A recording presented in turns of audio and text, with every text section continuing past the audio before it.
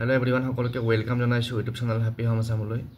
আজিৰ ভিডিঅ'টিত আমি আলোচনা কৰিম আমাৰ অসমৰ ফাইনেন্স ডিপাৰ্টমেণ্টৰ পৰা অহা এটা আপডেট আৰু এই আপডেটটো আমাৰ যিসকল ডিডিও আছে ড্ৰয়িং এণ্ড ডিসবাৰ্সিং অফিচাৰ তেওঁলোকে জনাটো দৰকাৰ। লগতে আমি সকলো কৰ্মচাৰীয়ে আমাৰ অসমৰ যিমান কৰ্মচাৰী আছে সকলোৱে জনাটো দৰকাৰ, কাৰণ কিয় এই আপডেটটো সকলো কৰ্মচাৰীৰ লগত জড়িত বা সকলো কৰ্মচাৰীৰ সাৰ্ভিসৰ লগত জড়িত।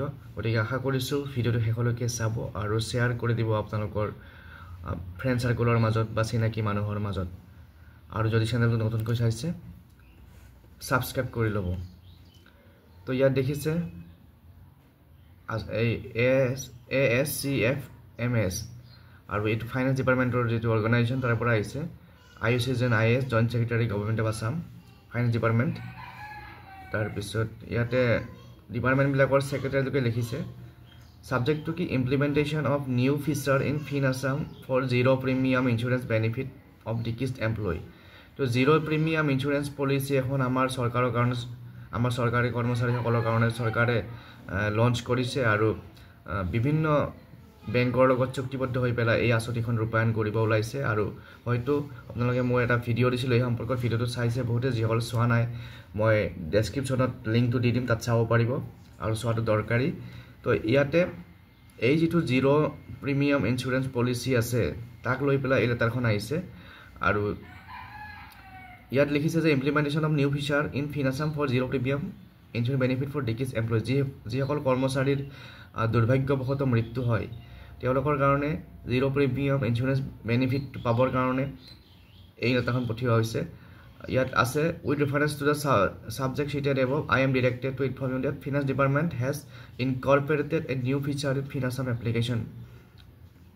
যিটো আমাৰ ফিন আসাম পৰ্টেল আছে তাতে এটা নতুন আপডেট এটা বা নতুন এটা অপশ্যন তাতে বিল্ড কৰা দিয়া হৈছে বা অপশ্যন এটা দিয়া হৈছে। আৰু কিহৰ কাৰণে তো আপডেট ইনফৰমেশ্যন অফ ডিকিজ এমপ্লয়িজ মেণ্ডেটৰিলি, অৰ্থাৎ কোনোবা কৰ্মচাৰীৰ যদি দুৰ্ভাগ্যবশতঃ মৃত্যু হয় তেতিয়াহ'লে সেই কৰ্মচাৰীজনৰ বা সেই কৰ্মচাৰীগৰাকীৰ ডিটেইলছ আপডেট, অৰ্থাৎ কি কাৰণে মৃত্যু হ'ল এই গোটেইবিলাক আপডেট তাত দিব লাগিব। ফাইনেন্স আসামৰ এটা পৰ্টেল তাতে এটা লিংক দিয়া থাকিব, তাতে আপডেট দিব লাগিব। আৰু কিহৰ কাৰণে দিব লাগিব? This will help in collection of information of ডিকিজ employees through the drawing and disbursing officers DDOs in the system immediately.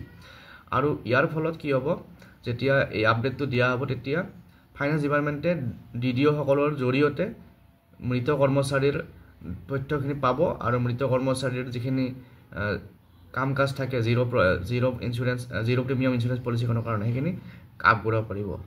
তো ইয়াত লিখা আছে leading to quick provisioning of benefit under state government zero' premium insurance policy to the families of such employ.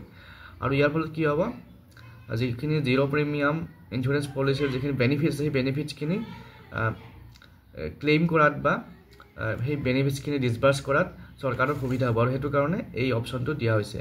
গতিকে ইয়াত লিখা আছে the DDOs shall be solely responsible to verify and remove the expired employee from regular employee list। আৰু DDO সকলে কি কৰিব লাগিব, যিজন কৰ্মচাৰী এক্সপায়াৰ হ'ল তেওঁৰ নামটো ৰেগুলাৰ এমপ্লয়ী লিষ্টৰ পৰা বা এক্টিভ এমপ্লয়ী লিষ্টৰ পৰা বাহিৰ কৰিব লাগিব। আৰু তেওঁৰ কি কাৰণে মৃত্যু হ'ল বা বাকী যিবিলাক ডিটেইলছ থাকে সেই ডিটেইলছবিলাকো তাত দি পেলাই তেওঁৰ মৃত্যু সম্পৰ্কীয় আপডেটখিনি বা কৰ্মচাৰীসকলৰ যিসকল কৰ্মচাৰীৰ মৃত্যুৰ পিছত যিখিনি জিৰ' প্ৰিমিয়াম ইঞ্চুৰেঞ্চ পলিচি আছে সেইখিনি যিখিনি বেনিফিট পাব লাগে সেই বেনিফিটখিনি যাতে সোনকালে পায় তাৰ কাৰণে এই আপডেটখিনি দিব লাগিব। আৰু এই ক্ষেত্ৰত DDO জন ৰেছপনচিবল হ'ব। আৰু সেইটো কাৰণে এই চিঠিখন ডিপাৰ্টমেণ্টবিলাকৰ ছেক্ৰেটাৰীলৈ পঠাইছে যাতে ইয়াৰ সঠিক ৰূপায়ণ হয় আৰু টাইমলি ৰূপায়ণ হয়।